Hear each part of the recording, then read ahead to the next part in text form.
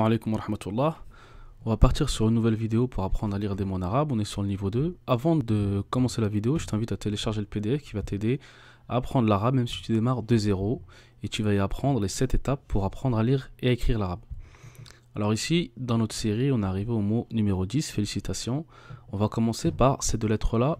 Alors ces deux lettres-là sont l'article de définition alif ou lam. L. Il se lit comme ça. Ici, on a cette haraka, cette voyelle, la fatha qui est sur l'alif. En fait, étant donné qu'elle est toujours sur le alif, alors on n'a pas besoin de la mettre, on va la retirer puisque elle est implicite. On n'a pas besoin de la mettre, mais elle est toujours là. On va dire a. Ensuite, la première lettre après l'article de définition, c'est la lettre sin en début de mot. Sinun. Alors, le sin ici, on va y placer quelque chose. On va déjà regarder, est-ce que la lettre sin est une lettre lunaire ou solaire? Donc ce qu'il faut savoir, c'est que toujours la première lettre qui va apparaître après l'article de définition alif ou lam, elle, on va la définir par une des deux catégories, lunaire ou solaire. Ici, la lettre sin est une lettre solaire. Donc, qu'est-ce qu'on en déduit?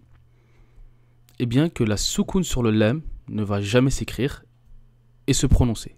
C'est-à-dire qu'elle ne s'écrit pas et elle ne se prononce pas.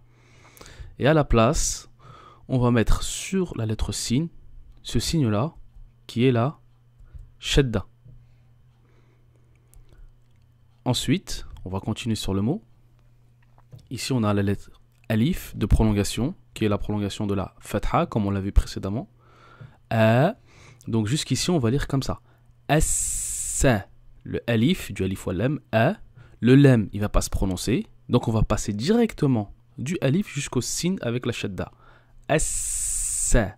Et on va prolonger la fatha. As-sa. Ensuite, on a la lettre jimun. Jim, on a le point en dessous, avec une kasra. Ji. Qu'est-ce que tu remarques ici? Un espace entre le alif et le jim. Pourtant, c'est un mot.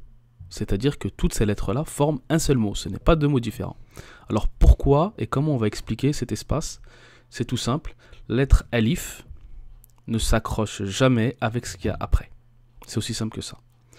La dernière lettre, c'est le dal. Dalun avec une dhamma. Dou. Et on va lire le mot comme ça. As-sajidu. As-sajidu. Et que veut dire ce mot? En français, on va le traduire par celui qui se prosterne.